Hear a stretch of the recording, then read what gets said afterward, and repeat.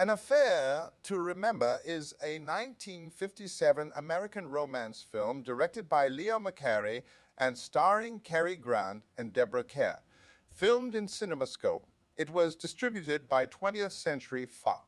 It is considered among the most romantic films of all time according to the American Film Institute. The film was a remake of McCarey's 1939 film Love Affair, starring Irene Dunne and Charles Boyer. Nicky Ferrante, a well-known playboy, meets Terry McKay aboard the transatlantic ocean liner S Constitution en route from Europe to New York. Each is romantically involved with someone else. After a series of meetings aboard the ship, they establish a friendship. When Terry joins Nicky on a brief visit to his grandmother Janu while the ship is anchored near her home at Villefranche, Euromar on the Mediterranean coast, she sees Nicky with new eyes and their feelings become deeper. During their visit, Janu tells Terry that Nicky is a talented painter but destroys most of his paintings because they don't meet his standards. As the ship returns to New York City, they agree to reunite at the top of the Empire State Building in 6 months' time if they have succeeded in ending their relationships and starting new careers. On the day of their rendezvous, Terry, hurrying to reach the Empire State Building, is struck down by a car while crossing a street. Gravely injured, she is rushed to the hospital. Meanwhile, Nicky, waiting for her at the observation deck at the top of the building, is unaware of the accident and, after many hours, leaves at midnight, believing that she has rejected him. After the accident, Terry, now unable to walk, refuses to contact Nicky because of her disability. Instead, she finds work as a music teacher. Nicky has pursued his painting and has his work displayed by Corbett, an art gallery owner. 6 months after the accident, Terry sees Nicky with his former fiancée at the ballet. Nicky does not notice her condition because she is seated and they both say hello. Nicky learns Terry's address and on Christmas Eve pays her a surprise visit. Although he tries to coax her to explain her actions, Terry dodges the subject, never leaving the couch on which she lies. He gives Terry a shawl that Janu, who has died, left for her. As he is leaving, Nicky mentions a painting on which he had been working when they first met, and that it was just given away to a woman who liked it but had no money.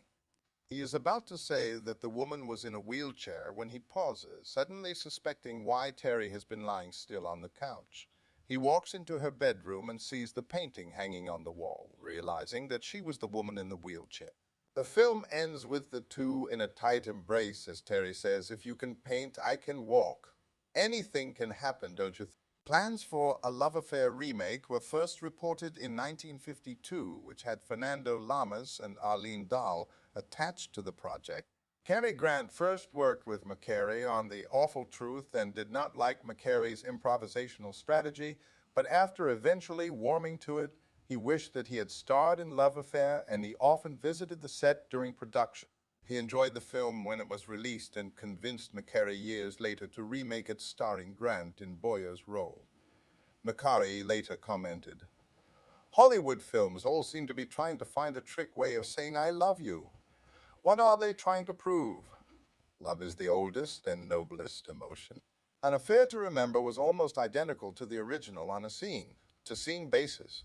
McCarey used the same screenplay as was employed for the original film, written by Delmer Daves and Donald Ogden Stewart, but Stewart was not included in the credits because he had been blacklisted.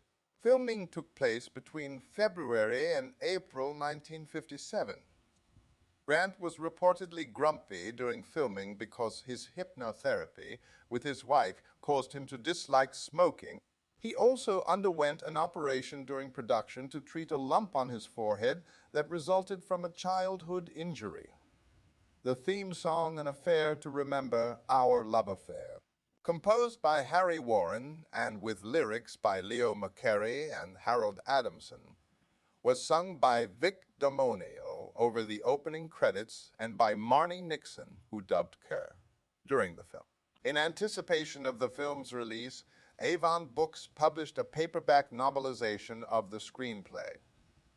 The byline Owen Ahern was a pseudonym for American novelist R.V. Castle. Bosley Crowther of the New York Times found the early part of the film fairly enjoyable, with plenty of humorous conversation that is handled crisply by the leads, but concluded that the picture goes wrong after the couple disembarks, writing, "The marriage pact seems ridiculously childish for a couple of adult people to make. The lady's failure to notify her fiancé of her accident seems absurd. The fact that the man does not hear of it in some way is beyond belief. And the slowness with which he grasps the obvious when he calls upon the lady is just too thick."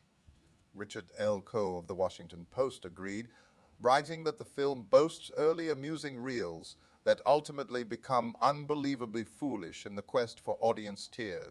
Variety disagreed, calling the romance never maudlin and wholly believable, in a positive review of what it called a winning film with all the ingredients that should make it an ideal women's picture. Harrison's reports was also positive, calling it more enchanting and delightful than the original and so powerful in the closing scenes that one is unable to fight back the tears. John McCartan of The New Yorker was dismissive, writing that the actors were tolerable, but the movie is really awfully maudlin. A generally positive review in the monthly film bulletin called the film a lush slice of Hollywood romanticism, unashamedly following most of the familiar conventions of glossy magazine fiction. To judge it on a higher level would normally seem unfair if it were not that here the script does succeed in cutting rather deeper. The relationship between Ferrante and Terry McKay is briskly developed with an attractive, often touching humor. The film holds a 65% rating on Rotten Tomatoes based on 31 reviews. In 1998, Jonathan Rosenbaum of the Chicago Reader included the film in his unranked list of the best American films not included on the AfriTop 100. Thank you for watching. Don't forget to please like and subscribe. If you have a topic you would like to suggest, leave a comment.